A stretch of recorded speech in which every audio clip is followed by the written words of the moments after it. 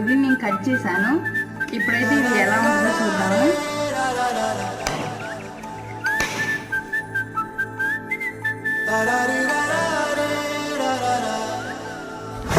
గోదారి గట్టు మీద రామసలకావే,